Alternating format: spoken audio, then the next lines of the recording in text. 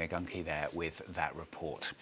Now it's time for perspective on the programme. And my guest on the programme today is a French politician who's really dedicated his life to a series of passionate causes for him that are all linked to one thing.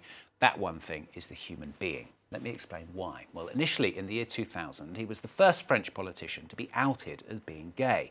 Then in 2002, he was the first French politician to reveal himself that he had HIV. And he has ever since campaigned tirelessly for people living with HIV and AIDS right around the world. He's also fought vigorously to have homophobic and racist comments and remarks severely punished. He fought here in France for the legalisation of gay marriage, the then mayor of Paris, in fact, presiding over his marriage to his partner in 2013. And he also fights for the right for a dignified death, campaigning for the legalisation of euthanasia for people to be able to choose when and how they want to die. My guest today is Jean-Luc Romero-Michel. Thanks very much for being with us on the programme today. It's impossible to know where to start with you because there's such an incredible wide range of issues to tackle. Let's start though 2002, that revelation at the time that you announced that you were HIV positive. Why did you make that decision to do that? I was an activist against AIDS, and in the same time, it was difficult not to say that I was living with HIV.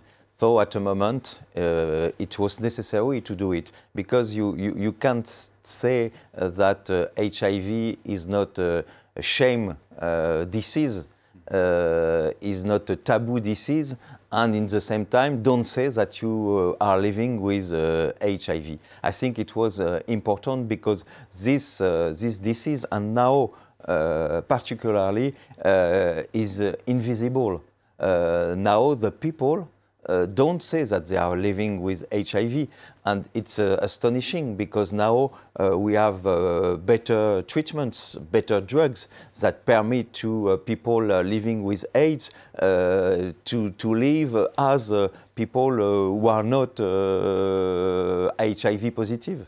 I mean, so many things have changed, haven't they, in France? Attitudes and ways of thinking about people and the things that people are happy to say openly, particularly in the last 10 years or so. I mean, do you think that the barrier, if you like, has gone far enough, or do you think we need to push even further to enable people to say how they feel and what they want to be able to say? It's astonishing because it was very difficult at the beginning of the HIV in the 19th, because the people died. But the society was more how do you say, more friendly with the people. Now, when you say that you are HIV, the people say, "Mais how do you do to be HIV positive? We know how protect against this HIV, and it's why this disease is invisible." So the people at the work, for example, it's very difficult to say at your work, "I am HIV positive." If you say this, generally you can be fired from your job. So you don't think it's gone? I mean, you feel that it's just not changing quickly enough? No, I think it's. I think there is a lot of progressives in medicine, in the drugs, and we know that we can have a world without AIDS, but the society hasn't progressed as the science, as the medicine. It's why it's so difficult for people living with HIV in France, in Europe, and in all the world. So why did you decide then that was the issue that you wanted? I mean, obviously, you know, it's something that's affected you personally, but you decided that you wanted to try and help other people as well. Why I decided to tell it? Because to tackle the issue, to try and tackle it, to try and change other people's attitudes, to help other people. Yes, but when you don't see people living with HIV, it's difficult that the people was concerned, because for the majority of the people, HIV it's a virus, and they don't imagine that behind the virus there is men, there is women, there is children. So it's necessary that more and more people can tell that they are living with HIV. But it's so difficult in your family. It's so difficult with your friends, and it's so difficult in your job. It's why, because it's very difficult to advance, and the people don't know the progresses that you have. For example, who knows that people living with HIV, which has treatments, can give HIV today.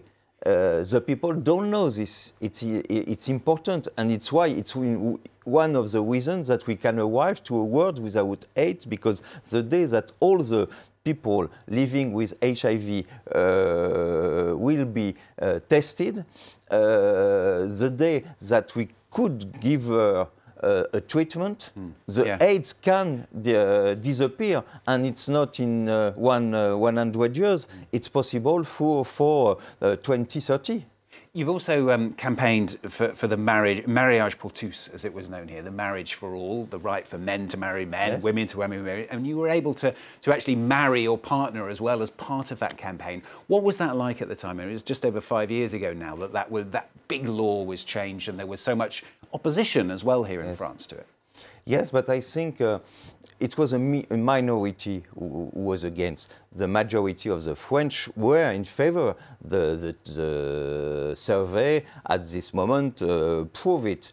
But the majority of people don't go in the street to say, I am in favor of this law. But say, I am a deputy mayor in Paris 12. Generally, I celebrate a lot of wedding of same-sex marriage people, and I have in the assistant regularly some people that say me, I was against the same-sex marriage. And today it's my sister, it's my son. And I say, well, it's beautiful. They love them.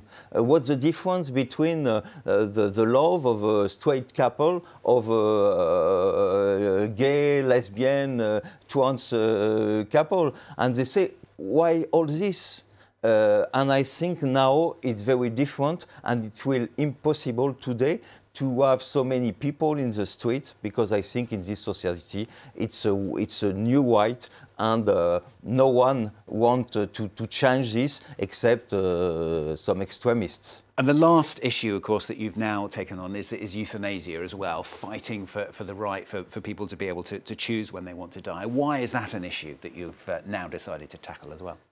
It's incredible. In the polls, 90% of the French people are in favor, and for 20 years, and the politicians don't hear the people about this issue.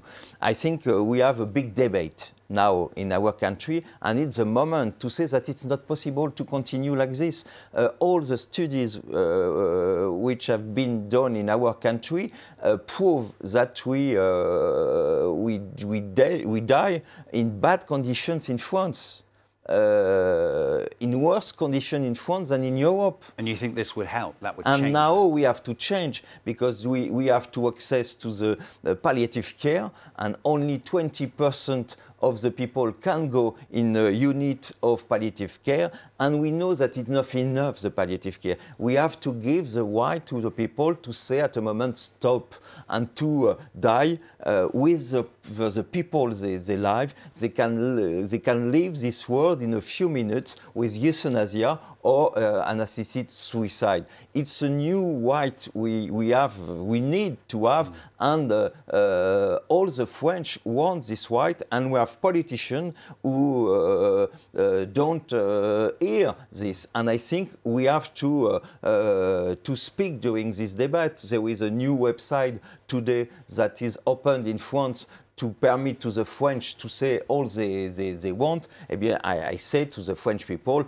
white, that you want this white, it's not an obligation. It's something you have. It's like the abortion, the right to the abortion. Don't oblige all the women to